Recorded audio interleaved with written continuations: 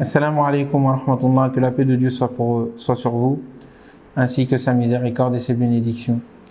Nous sommes toujours avec Moïse et nous l'avions laissé dans sa rencontre devant le buisson ardent avec Dieu subhanahu wa ta'ala qui lui parlait. Et le message est clair, il n'y a qu'un Dieu et rencontre il y aura. Et la prière lui est demandée comme étant un acte d'accomplissement pour se souvenir de lui, un acte d'adoration qu'il doit accomplir pour se souvenir de lui. Et puis le dialogue a lieu avec Moïse et il lui demande à Moïse « Wamatil kabiyaminika o Moussa » qu'est-ce qui se trouve à ta main droite, ô Moïse? Et il lui dit, c'est mon bâton. Et il se met à raconter un certain nombre de choses. C'est un bâton qui me sert à conduire mon troupeau, à leur donner à manger, etc. Et j'ai d'autres utilités à travers ce bâton. Et il lui dit, lance ce bâton. Et voici que le bâton se met à se transformer en un serpent gigantesque. Et Moïse prend peur. Et la voix lui dit, Dieu lui dit, prends-la, n'aie pas peur, prends-la, car ici auprès de moi les messagers n'ont aucune crainte, à part ceux qui ont commis une erreur, un péché, puis ensuite sont revenus vers Dieu, et Dieu est certes pardonneur. Et il faut à un moment donné méditer cette discussion, qui semble anodine, mais qui est intéressante à plus d'un titre. La première des choses, c'est que il y a une éducation. Il faut envoyer Moïse envers un être, Pharaon, qui a une armée puissante et qui se pense être Dieu lui-même et qui ne va donc pas se laisser faire. Il faut donc apprendre à ce prophète à ne plus avoir peur, à ne pas avoir peur. Et prendre un bâton qui se transforme en serpent et ne pas fuir, parce qu'il va fuir à un moment donné. Ensuite, Dieu va le rappeler, et puis il va lui dire de le prendre. Et le prenant, c'est une manière d'enseigner au prophète qui va rencontrer des épreuves terribles, d'affronter ses propres peurs. Deuxièmement, dans cette explication, dans ce détail que Moïse va donner quant à ce à quoi lui sert le bâton, eh bien, vous voyez que Moïse raconte des choses qui sont d'ordre, on va dire, matérialiste. Le bâton me sert à ceci, à cela, il rentre dans plein de détails. Et je me souviens d'ailleurs, un de mes professeurs disait, un de mes choyours disait que c'est la manière dont Moïse avait de faire perdurer ce dialogue délicieux et merveilleux qu'il avait avec le divin. C'est pour ça qu'il commence à rentrer dans plusieurs qualifications et à rentrer dans les détails.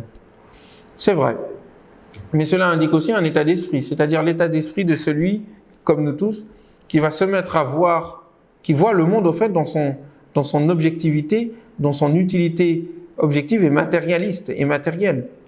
Moïse croyait en Dieu, mais comme il portait la mentalité de ceux qui étaient autour de lui, dans l'environnement dans lequel il était, c'est-à-dire à ne voir le monde que tel qu'il est et non pas tel qu'il pourrait être, et surtout au-delà, à travers les signes, au-delà, à travers l'idée de la présence de Dieu, subhanahu wa ta'ala. Il croit en Dieu, comme tout le monde croit en Dieu, mais sans avoir les conséquences dans sa vie quotidienne de cette croyance en Dieu, dans la vue, dans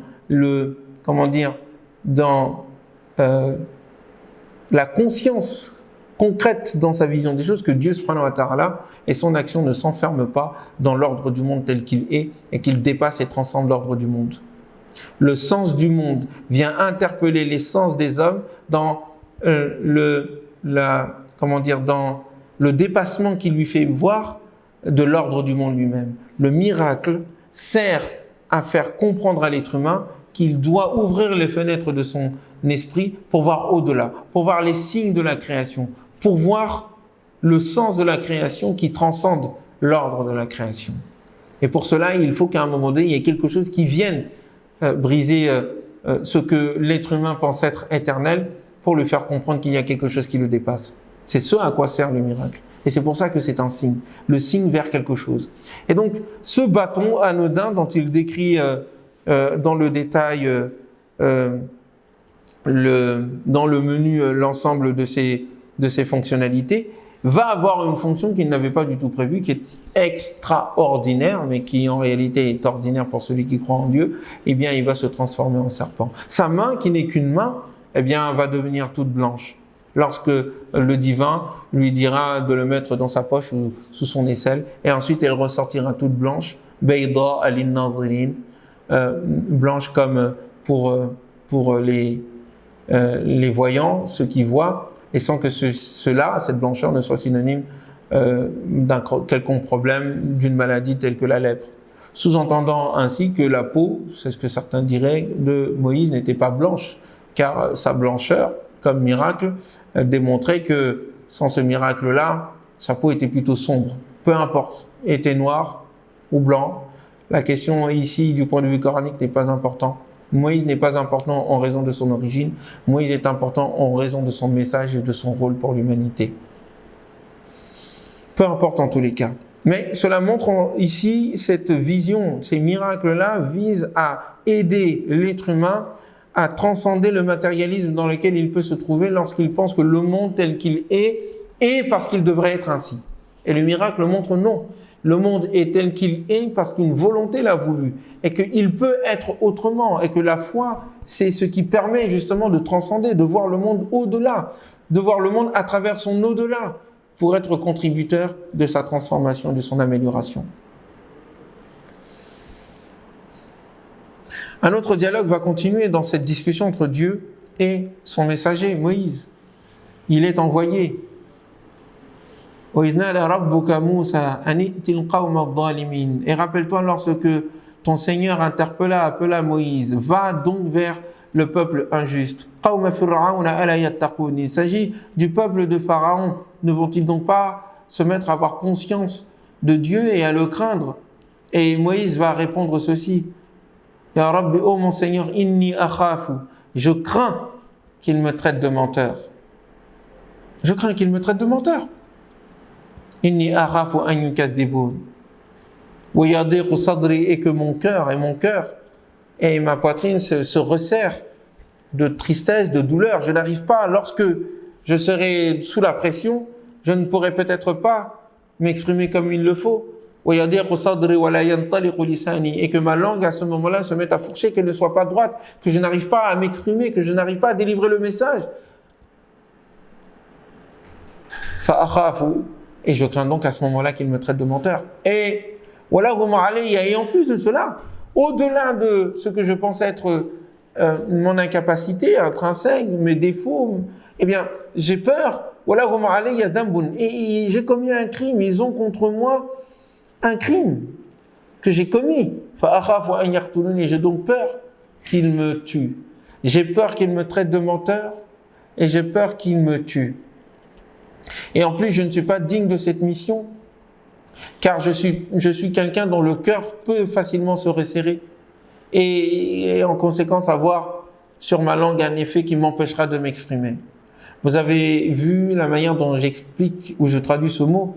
Je ne traduis pas par l'idée que Moïse était bègue et qu'il avait un handicap sur la langue, ce qui ne correspond pas souvent, en tout cas ce qui ne correspond pas normalement aux caractéristiques des prophètes, qui n'ont pas de défaut physique, et surtout au niveau de la langue, puisque c'est ce qui leur sert pour s'exprimer et exprimer clairement le message divin, mais qu'il s'agit plutôt d'une description de l'état d'âme d'un Moïse et de l'état d'âme de quiconque pourrait se retrouver dans cette situation-là. Ton cœur se resserre, tu es dans l'incapacité de t'exprimer parce que le trouble t'habite et que tu sens ta poitrine qui est en train de se compresser. Et à ce moment-là, tes mots se perdent et tu n'arrives pas à t'exprimer. Et à ce moment-là, comment est-ce que tu peux être, un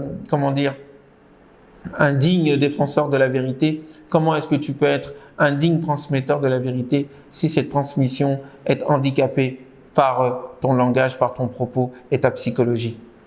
Et en même temps, je suis un délinquant, et donc c'est le deuxième critère.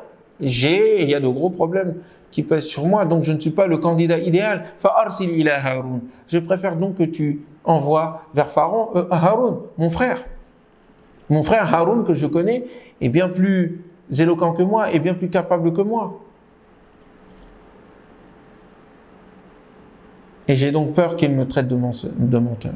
Et Haroun est meilleur que moi. Huwa afsahu minni lisana. Il s'exprime mieux que moi, il comprend la langue mieux que moi. D'aucuns pourraient aussi, et c'est la leçon que nous tirons, expliquer le problème de langage que pointe ici Moïse comme étant en fait le problème qu'il a comme étant un fils de deux cultures. Je m'explique.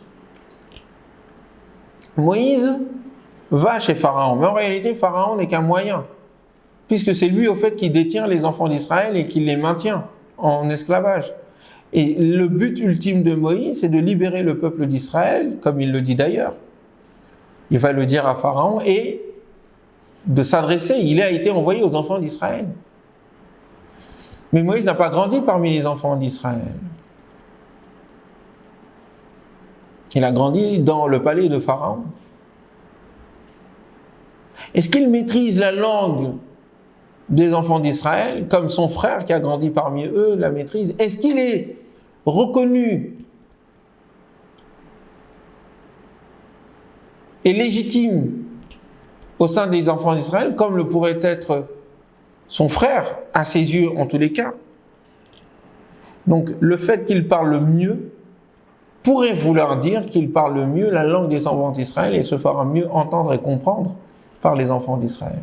On peut le comprendre ainsi. Même si d'aucuns pourraient immédiatement dire, oui, mais nous voyons quand même que il s'agit d'aller vers le peuple de Pharaon.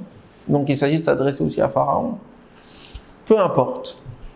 En tous les cas, il indique clairement que nécessairement, si un message veut passer, les modalités de la transmission doivent être méditées et maîtrisées.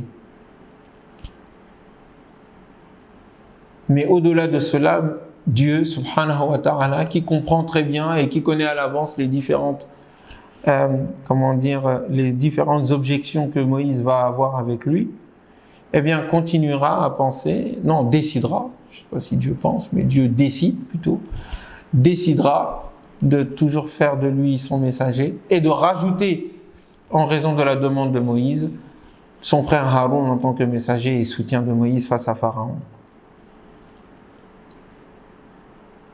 Ce qui est intéressant dans ce propos, c'est le fait que Moïse ne saute pas de joie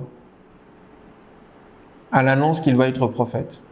Je me souviens quand j'étais ignorant, et nous sommes tous plus ou moins, cela peut nous arriver, quand nous écoutions l'histoire, nous disions « Ah, si seulement moi je pouvais être prophète, ah, si seulement Djibril, moi aussi j'aurais été messager. » Aujourd'hui, avec un peu de connaissance et de sagesse, je me rends bien compte que si Dieu me demandait d'être un prophète, je le refuserais et que je m'enterrerais quelque part. Parce que la prophétie, avoir la prophétie, c'est synonyme de responsabilité, c'est synonyme de souffrance, c'est synonyme d'épreuve. Et c'est synonyme d'être à la hauteur de ce que Dieu veut. Or, celui qui mérite d'être prophète est celui qui sait, qui sent de tout son cœur qu'il n'est rien sans l'aide de Dieu, subhanahu wa ta'ala, et qu'il n'a pas à se considérer comme un privilégié au-dessus des autres êtres humains. L'attitude de Moïse, c'est l'attitude de celui responsable, quelqu'un qui veut appeler à Dieu, et qui est conscient et qui appelle à la vérité, et qui ne se sert pas de son message pour à gagner de la gloire et avoir des privilèges. Il ne pense pas à ce genre de choses-là. Ils savent que le chemin de la vérité et le chemin de leadership, c'est un chemin de sacrifice et non un chemin de consommation et de profitation, pour parler comme nos amis guadeloupéens. Il est donc envoyé. Va donc vers Pharaon et dites-leur, vous deux, tous les deux, dites-leur une parole douce. Il ne s'agit pas de brusquer. Il ne s'agit pas d'être dur. Il ne s'agit pas de mal parler. Il ne s'agit pas de dénigrer. Non. Il ne s'agit pas de mépriser. Il s'agit d'être plein de douceur. Faqula lahu, dites-lui tous les deux, qawlan layyina, une parole douce. Et, oui, douce. La'allahu, afin qu'il se souvienne. Cela pourrait aider à ce qu'il se souvienne et qu'il se purifie. Et allez donc vers lui et dites, Inna, nous sommes, nous, les deux, nous sommes Rasoul Rabbil Alamin, l'envoyé du Seigneur de l'univers. comme si les deux étaient une seule personne. Non, allons plus loin. Comme si les deux, avec l'ensemble des autres prophètes, étaient un seul prophète. Nous sommes le messager de Dieu. An arsil, et quel est le contenu de notre message? An arsil ma'ana bani Israël. Libère et laisse partir avec nous les enfants d'Israël. Et la réponse de Pharaon va être cinglante et maligne et, déstabilisante pour celui qui peut être déstabilisé. Moïse n'a plus peur. Et il lui dit, awalam nurabbika, il passe du coq à l'âne, il passe sur un autre sujet. Et les dialogues de Pharaon et de Moïse sont des dialogues délicieux que chacun d'entre nous se doit à un moment donné de méditer, de comprendre, parce que rien de ce que Pharaon va faire contre Moïse en termes de propagande et de discussion et de polémique, rien de cela que Pharaon fera ne sera pas fait par les autres. En fait, c'est la quintessence de tout ce que l'on peut faire contre un message de vérité. Salir la personne, dénaturer son propos, lui faire peur, le menacer, etc., etc. Méditons un moment ce dialogue. Dans la sourate Ash-Shu'ara, même s'il y a d'autres dialogues qui ont lieu par ailleurs dans d'autres sourates. Et donc il lui dit, awalam nurabbika fina walida. Il va d'abord lui montrer que, je suis l'être de bienfait sur toi. Ne t'avons-nous pas parmi nous élevés? C'est toi qui viens me parler à moi, alors que tu étais parmi nous. Et je t'ai élevé, tu as mangé, tu as bu, tu as pris les allocations familiales. Tu as profité de la situation, de la société. Vous voyez? Donc celui qui domine est toujours dans cette logique de vouloir infantiliser celui qui veut l'aider ou celui qu'il pense être son rival dans l'autorité. Il va essayer de l'infantiliser. C'est un peu ce qui se passe par exemple dans les quartiers populaires ou dans les banlieues ou pour l'Afrique. On est toujours en train de vouloir les infantiliser et puis non, ils comprennent pas, ils savent pas et puis c'est nous qui leur donnons, sans nous n'y arriverait pas. Il faut les côtés positifs de la colonisation, etc., etc., etc. Awalam nurabbika fina walida, c'est nous qui t'avons éduqué. Et tu as vécu parmi nous beaucoup de nombre d'années. Et puis tu as fait ce que tu as fait. Et je n'ai pas besoin de dire ce que tu as fait. Mais cela va jeter le soupçon dans l'oreille et dans la conscience de ceux qui t'écoutent afin que tu sois discrédité. Et tu fais donc partie des kafiroun. Tu fais donc partie des négateurs. Non, pas des négateurs, des ingrats. Tu es un ingrat. Tu es un ingrat. On t'a donné tes couches. On t'a élevé, on t'a éduqué, tu as vécu parmi nous, et puis tu as fait ça, et puis tu es parti, tu as un casier judiciaire, tu es un moins que rien. Et Moïse, le but c'est de déstabiliser effectivement Moïse et de faire en sorte que les autres ne l'écoutent pas en se disant qu'en fin de compte c'est un moins que rien, une personne que l'on ne doit pas fréquenter. Et la réponse va être aussi cinglante. Déjà, nous n'allons pas rentrer dans les détails de c'est à moi que tu parles, c'est moi que tu traites de ceci. Non, non, ce que tu dis est vrai. Ce que tu dis est vrai. Je ne vais pas rentrer dans ce que j'ai fait, puisque toi-même tu ne l'as pas dit. Mais ce que tu dis est vrai. Je le reconnais. Et puis je me suis enfui de vous. Qu'est-ce que vous voulez de plus? Je suis parti, je me suis enfui, j'ai eu peur de vous. Et j'avais raison d'avoir peur de vous, vu la tyrannie qui régnait chez vous. Et c'est Dieu qui m'a choisi et qui m'a donné la sagesse et la vérité. Et il a fait de moi un messager. Voilà ce qui s'est passé. J'ai fait ce que tu as fait, je le reconnais. Ce que tu dis que j'ai fait. J'ai fui et puis j'ai été rattrapé par mon Seigneur qui a fait de moi, qui m'a donné la sagesse et qui a fait de moi un messager. Et en plus, tu viens, moi, me parler de tes bienfaits sur moi, alors que tu es le pire criminel.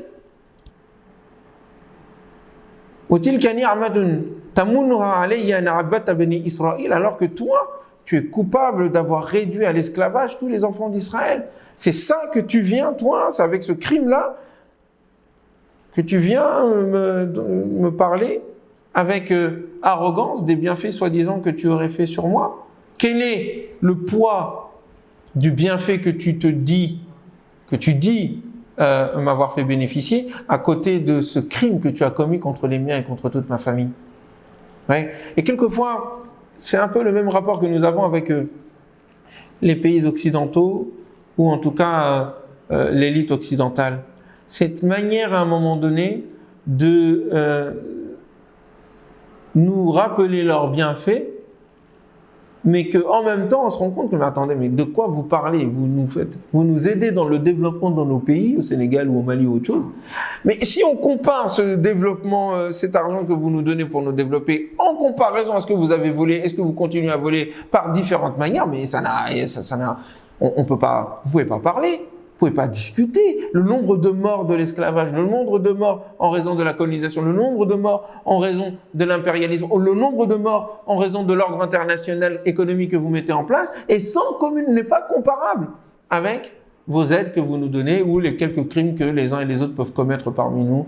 Lorsqu'on dit par exemple que dans les prisons françaises, il y a beaucoup de Noirs et d'Arabes et donc beaucoup de musulmans. C'est ça que tu pointes par rapport à tous tes crimes que tu commets. Voilà le discours que l'on doit tenir envers les tyrans et tous ceux qui veulent justifier leur domination par quelques petits bienfaits qu'ils saupoudrent là et ça et là pour se montrer et pour montrer qu'ils sont des gens de bien. C'est un peu comme ces colons qui à un moment donné vont prendre en charge un petit noir ou voilà un petit gars comme ça et pour cela ils sont heureux, ils sont contents. Bon voilà, on a laissé ce petit noir s'éduquer, devenir bien et puis surtout c'est grâce à nous qu'il est devenu quelque chose. Non. Il ne faut pas accepter cette logique. Et Moïse n'a pas accepté cette logique. Et donc, deuxième étape, Pharaon va passer à autre chose. Bon, d'accord, je ne peux pas l'avoir de ce côté-là. Alors, dis-moi, on va rentrer dans un débat métaphysique. Qui est ton Dieu? Qui est le Rabbul Alamin? Qu'est-ce que le Rabbul Alamin? C'est même pas qui est. Qu'est-ce que Rabbul Alamin? Et bien sûr, il ne s'agit pas de rentrer dans les détails métaphysiques. Il est grand, il est petit, il est ceci, il est cela, mais tu sais, Dieu, il est impossible à voir. Non. On ne va pas rentrer dans ces discussions stériles. Mon Seigneur est le roi et le Seigneur des cieux et de la terre. Si vous êtes plein de certitude. Mon Dieu est le Dieu et le créateur de l'Orient et de l'Occident. Mon Dieu est le Dieu de tous vos ancêtres. Et à chaque fois, à chaque propos, Pharaon essaiera de répondre par l'ironie. Le premier cas, ne voyez-vous pas, n'écoutez-vous donc pas ce fou? Qala liman hawlahu ala tastami'un. Regardez, n'entendez-vous pas les bêtises de ce monsieur-là? Qala rabbul mashriq wal maghrib wa ma baynahuma in kuntum ta'qilun.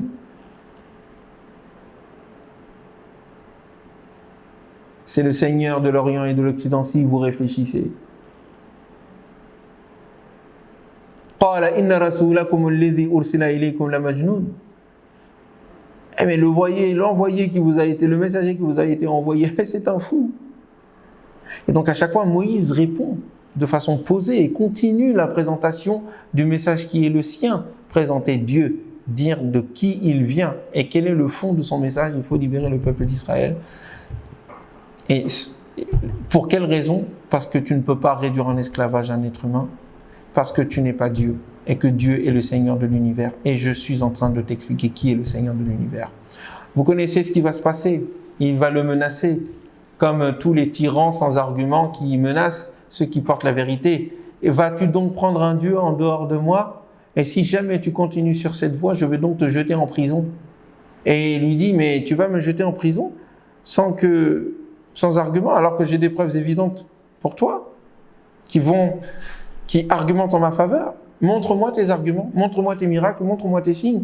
Le bâton alors se transforme en serpent. Il le voit. Et la main se transforme en une blancheur éclatante. Il le voit et tout le monde le voit.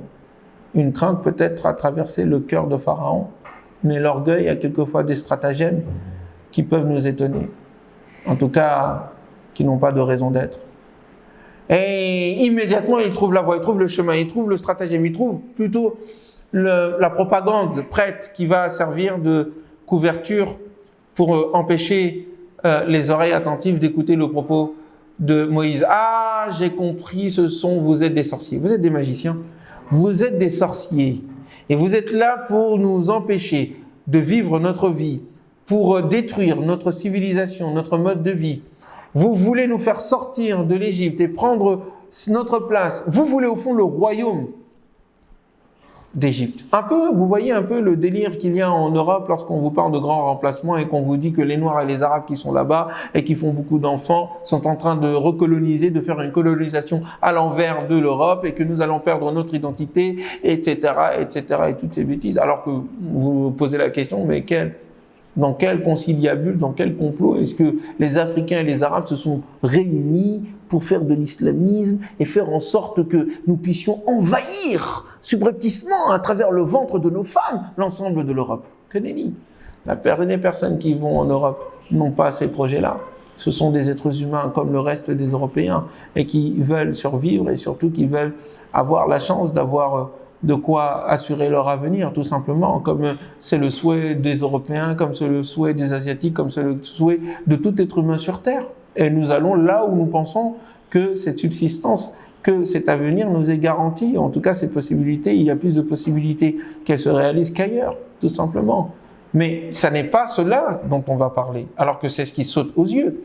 Nous allons parler de complots, de tentatives, de corruption, de l'identité, des gens qui veulent prendre le pouvoir et qui vont faire en sorte que nous ne soyons plus chez nous, ils vont devenir des présidents, etc., etc., des députés, ils prennent nos places, ils prennent nos emplois, ils prennent même nos femmes. Rappelez-vous d'ailleurs cette polémique qui a eu lieu en Égypte lorsqu'il y a eu une vague de viols et qu'on en a déduit que c'était les réfugiés syriens qui, ne se tenant pas, se sont mis à violer toutes les femmes le jour du réveillon, le jour plutôt de l'an, alors qu'après enquête en Allemagne, on s'est rendu compte qu'il ne s'agissait pas du tout de cela, que c'était des Allemands eux-mêmes qui ont procédé à ces viols, en tout cas en majorité. Mais le fantasme de dire que s'il y a viol, c'est forcément des étrangers et qu'il faut faire attention parce que ces étrangers ne savent pas se tenir et qu'ils vont prendre nos femmes, vous voyez le délire? Bref, je ferme cette parenthèse. C'est un esprit pharaonique. C'est le complexe de Pharaon. Et il habite tous ceux qui pensent qu'ils sont supérieurs aux autres. Et dès qu'ils ont l'occasion, croyez-moi, ils feront tout ce qu'ils font pour réaliser le rêve de Pharaon. Éradiquer et maintenir tous ceux qui considéraient des moins que rien, des gens qui sont censés être leurs serviteurs. Malheur pour eux à celui qui lèverait la tête et demanderait à libérer son peuple. Alors, les miracles sont là, les arguments sont évidents et il y aura un refus. Et il leur dira, écoutez, je comprends, il faut faire peur au peuple. Peuple, ces deux-là, ces personnes-là, Haroun et Moïse d'ailleurs, Moïse et Aaron, et tous ceux qui parlent d'islam, de religion, ce sont des islamistes, des fous dangereux. Ils veulent prendre le pouvoir, ils veulent faire un coup d'État, et nous avons contre eux l'arme absolue. Nous avons les nôtres, nous avons notre enseignement, notre science, notre culture. Que dis-je? Nous sommes nous-mêmes nos propres armes. Appelons donc les experts, appelons les magiciens. Nous en avons, nous sommes égyptiens, et nous savons ce qu'il faut faire lorsqu'il s'agit de mathématiques, de sciences et de sorcellerie et de magie. Tout cela a été mélangé. Les scientifiques ou les savants de l'époque étaient des mages, étaient des magiciens, étaient des sorciers. Nous allons nous aussi présenter à cette sorcellerie de Moïse, à cette sorcellerie de Haroun, eh bien une magie qui lui soit semblable, une magie qui lui soit supérieure. Nous sommes supérieurs et les magiciens sont réunis. Ils sont réunis avec Moïse le jour d'une grande fête afin que tout le monde soit témoin. Les télévisions sont là. L'illusion peut se prêter. L'illusion peut se réaliser. Alors, il est demandé à Pharaon, de la part des magiciens, quelle est notre récompense si nous gagnons? Si vous gagnez, leur dit Pharaon, car l'enjeu est important, vous ferez partie des proches, vous ferez partie des miens, on vous donnera ce qu'il faut. La notoriété, la grandeur, vous passerez à la télévision, vous aurez des prix, vous aurez ceci, vous aurez cela, vous aurez tout ce qu'il faut, vous inquiétez pas. Soyez de ceux qui sont de notre côté et défendez l'ordre. Défendez l'ordre. Et vous voyez des gens qui sont de la même couleur que nous et de la même religion que nous, soi-disant en tout cas des origines, passer à la télévision et se mettre à cracher sur nous, à nous insulter, à crier, à dire que Dieu est un je sais pas quoi. Et puis ils sont applaudis, ils sont même écoutés quelquefois à l'Assemblée nationale. Et tu dis mais pour quelle raison? Eh bien c'est le privilège de ceux qui savent insulter les leurs, le privilège de ceux qui savent défendre l'erreur, le privilège de ceux qui pensent qu'il faut être aujourd'hui avec les tyrans pour demeurer éternel, alors qu'en réalité ils finiront dans les poubelles de l'histoire comme des ordures. Je suis dur, mais pas assez. Les magiciens donc vont avoir cette promesse. Et ils vont voir Moïse tout confiant. Moïse, si tu veux, on lance nos sorts ou tu lances les tiens. Mais la vérité aime voir l'argument. Il faut laisser l'argument du mensonge s'étaler. Laissez-les. Allez, exprimez-vous. Je vous écoute, je vous entends. De toute façon, je n'ai aucune crainte. Et ils vont donc lancer leurs arguments, leur sort, leur magie. Elle est éclatante, elle est terrible. Elle donne l'illusion aux gens que les serpents, que les bâtons et les cordes qu'ils ont lancés deviennent des serpents vivants. C'est une illusion, ça n'est pas la réalité. Saharu a'yunan nasi. Ils ont ensorcelé le regard des gens. C'est là le summum de la magie, c'est de faire croire de faire croire en l'existence de ce qui n'existe pas en réalité, et ce en trompant les sens, Saharu a'yunan nas wastarhabuhum, et ils leur firent peur, ils les remplirent d'effroi. C'est un peu ce que font les médias, c'est un peu ce que fait la propagande, remplir d'effroi et de peur le cœur des gens afin qu'ils se soumettent. Mais il y en a un qui ne se soumettra pas et qui n'arrivera pas, en tout cas qui refusera, malgré la peur qu'il va ressentir, de se soumettre à cette peur. Et le cœur, dans le cœur, où l'âme de Moïse sentit en lui les susurres et les morsures de la crainte. Et nous lui dîmes à ce moment-là, n'aie pas peur, tu es le plus grand, tu es le plus haut, tu es au-dessus d'eux, tu es supérieur. Et il lança donc son bâton, et son bâton se transforma en un véritable, cette fois-ci, et non pas une illusion, serpent, en un véritable serpent qui se mit à avaler tout ce qu'ils ont inventé. Les magiciens, fin connaisseurs de la magie, se rendent compte qu'ils ne sont pas face à la magie, ils sont face à la vérité, et ils se prosternent immédiatement. Le Coran est tellement éloquent sur ce propos, que son propos dessine la scène. Et les magiciens furent lancés, furent jetés à terre. Ça les a dépassés. C'est comme une force invisible qui les poussa à se prosterner. Ils se jetèrent à terre et crièrent ensemble. Nous témoignons. Nous avons la foi au Seigneur de Moïse et au Seigneur de Haroun, le Seigneur de l'univers. En un instant, la situation se retourna. Ils furent plusieurs contre lui. Mais la vérité est unique et de nature qualitative. Et face à la quantité, elle est toujours vainqueur, triomphante en tous les cas. La colère de Pharaon ne se fera pas attendre. Et les terribles châtiments par lesquels il arrivait à maintenir son peuple et à leur faire peur vont s'abattre sur les magiciens. Les magiciens qui étaient là pour servir l'ordre se sont retournés contre l'ordre et deviennent les fervents supporters de la foi. Ça n'est pas grave, tu peux faire ce que tu veux, tu peux nous couper les mains, la tête, tout ce que tu veux, fais ce que tu veux, tu ne règnes ici que sur terre. Alors que nous pensons, nous avons la foi en ce Dieu qui, nous l'espérons, nous pardonnera les contraintes ce que tu nous as contraints à faire de magie et de mauvaises choses. Ce que nous désirons, c'est son pardon. Ce que nous désirons, c'est son soutien. Ce que nous désirons, c'est son amour. Regardez comment la foi transforme du tout au tout un être humain. Voilà la force de la vérité lorsque ces arguments viennent frapper les consciences. Mais il faut nous arrêter ici et reprendre plus tard. Comment est-ce que cette histoire va se terminer ?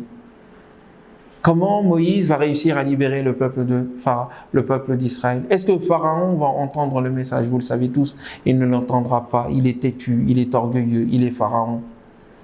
Alors il devra lui arriver ce qui est arrivé à ceux d'avant lui, qui ont refusé d'entendre et d'écouter et de comprendre. Quelle sera sa fin et quelle leçon il faudra en tirer?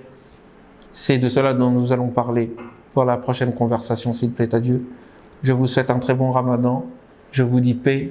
Assalamu alaikum wa rahmatullahi wa barakatuhu.